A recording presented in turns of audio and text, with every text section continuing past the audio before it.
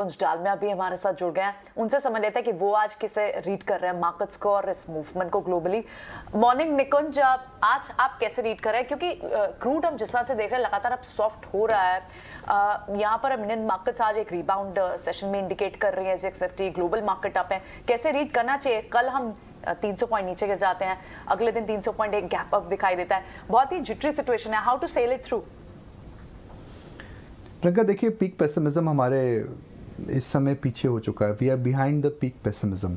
Crude top out हुआ और markets bottom out हुआ। ये जो दोनों हुआ है एक साथ हुआ है।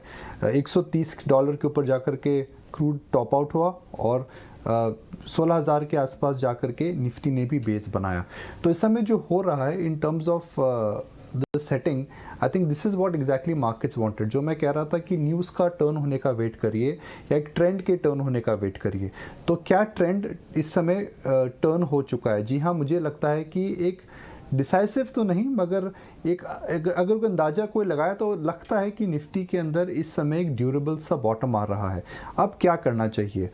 क्या हमने जो तेज़ी देखी है उसके बाद इस समय भी शेयर खरीदने चाहिए या फिर रिस्क रिवॉर्ड रेशियो इस समय फेवरेबल नहीं है? मेरा मानना है कि इस समय शेयर बाज़ार में जो ट्रेड है वो कुछ दिनों के लिए लॉन्ग ट्रेड है।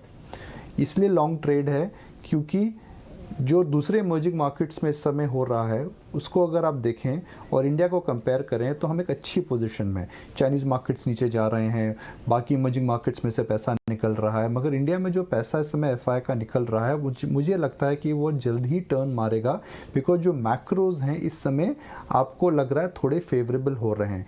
तो ट्रेड तो देखिए, ट्रेडर के लिए आज लॉन्ग है और क्या सेक्टर लेना हम उस पर बात करेंगे। मगर जो हम बात कर रहे थे कि भाई गाड़ी का डायरेक्शन, जो आपकी ट्रेन का डायरेक्शन है, ट्रेन के डायरेक्शन को बदलने दीजिए। और क्या ट्रेन जो एक उल्टी दिशा में जा रही थी, क्या वह ट्रेन इस समय यू टर्न ले चुकी है? जी हाँ, ट्रेन इस समय यू टर्न ले चुकी है।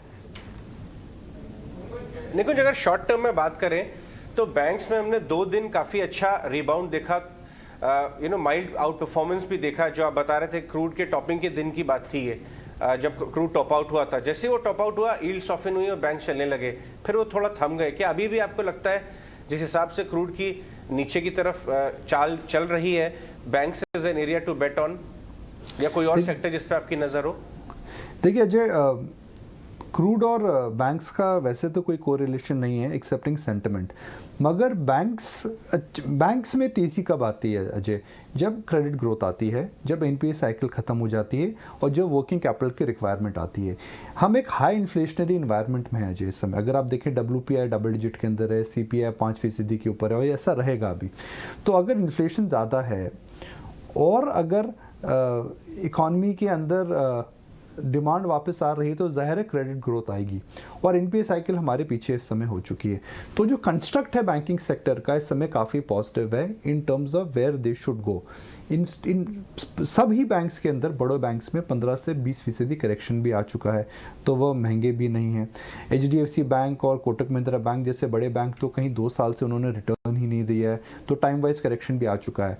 तो क्रूड जब गिरा है तो बैंक्स क्यों लेने चाहिए? कोई 1-on-1 कोरिलेशन वैसे तो नहीं है मैक्रो को लेकर के, मगर सेंटिमेंट के हिसाब से क्रूड जब गिरता है तो फ्लोज वापस आते हैं और वो फ्लोज मुझे लगता है सबसे ज़्यादा इस समय बैंक्स में जाएंगे। बड़े बैंकों पे नज़र रखिए, छोटे बैंकों पे नज़र मत रखिए। मार्केट शेयर गेन, साइज़ का एडवांटेज, डिजिटल का एडवांटेज सभी बड़े बैंकों को इस समय मिलेगा। एक समय ज़रूर आएगा आने वाले कुछ दिनों में कि छोटे बैंक्स भी कम बैक करेंगे, मगर मेरी एडवाइस और मेरा सुझाव यही रहेगा, इस समय आपको सिर्फ 4 बैंकों पे फोकस करना चाहिए। SBI, ICICI बैंक, खुद हद तक कोटक और HDFC बैंक। बिल्कुल। Good morning Nikunj, it's good to see that यहाँ पर पॉजिटिव अप्रोच और नज़रिया बाजार पर आपकी तरफ से आता हुआ और काफ़ी सारे ऑब्जर्वेशंस आप लगातार बताते हैं जो सच भी होते हैं। FIs के लिए जो आपने यू टर्न की बात कही है, इस पर अब हमारा फोकस ज़रूर होगा। लेकिन US फेड की 2 दिवसीय बैठक का आज दूसरा दिन है और आउटकम पर सबकी नज़र होगी। Of course interest rate hike की अगर बात करें, वहाँ पर कुछ हद तक आउटकम आते हुए देखने को मिलेंगे अमिड स्काई रॉकेटिंग इन्फ्लेशन। क्या लगता है बाजार की आज की चाल इस पर थोड़ा सा इम्पैक्ट करती हुई दिखेगी? कॉशियस या कंसर्न्स नज़र आएंगे इसके चलते? ठीक, एक बात होता है मानसी, यूएस फेड कभी भी बहुत अनएक्सपेक्टेड सरप्राइज नहीं देता है। लास्ट बड़ा सरप्राइज इन्होंने दिया था जब टेपरिंग की बात हुई थी आज से कुछ साल पहले। तो आज क्या उम्मीद है? 25 बेसिस पॉइंट से ब्याज दर ऊपर जाएंगे। यूएस फेड बोलेगा जी inflation is back and inflation is here to stay. युद्ध की वजह से इस समय बोलना बहुत मुश्किल है कि इन्फ्लेशन कहाँ जाएगी, और युद्ध की वजह से इकॉनमी में जो अपटिक आया था वह एक धीमापन आ सकता है, और कोविड के नंबर दोबारा आ रहे हैं। क्योंकि इन्फ्लेशन ज़्यादा है तो हमें ब्याज दर बढ़ानी पड़ेगी, मगर हम ज़्यादा ब्याज दर अगर बढ़ाएंगे तो उससे इकॉनमी को क्षति पड़ेगी। अगर यूएस फेड यह आकर के बोलता है तो मानसी, अजय, प्रियंका, मैं आपको गारंटी दे सकता हूँ ये एक नो इवेंट रहेगा। मगर यूएस फेड 25 की बजाय 50 कर दे, जो मुझे चांसेस नहीं लगते हैं, जितनी मेरी विशेषज्ञों से बात हो रही है सब भी वही बोल रहे हैं। और अगर बोले जी भाई हम 4 की बजाय 5 या 6 रेट हाइक कंसिडर कर सकते हैं, तो फिर मामला खटाई में पड़ सकता है।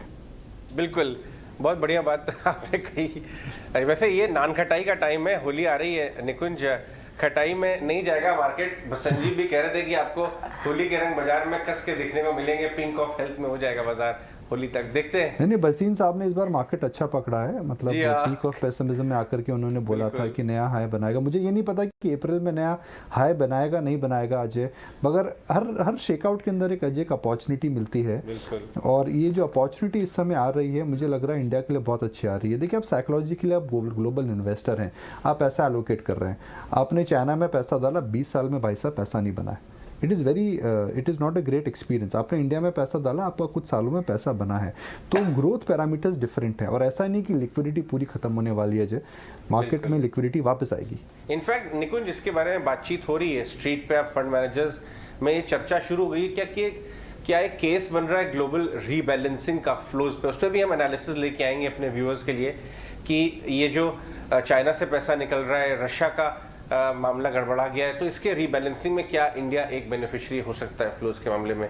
लेकिन वो किसी और दिन के लिए छोड़ते हैं। निकुंज, बहुत बहुत धन्यवाद अपने एनालिसिस के लिए।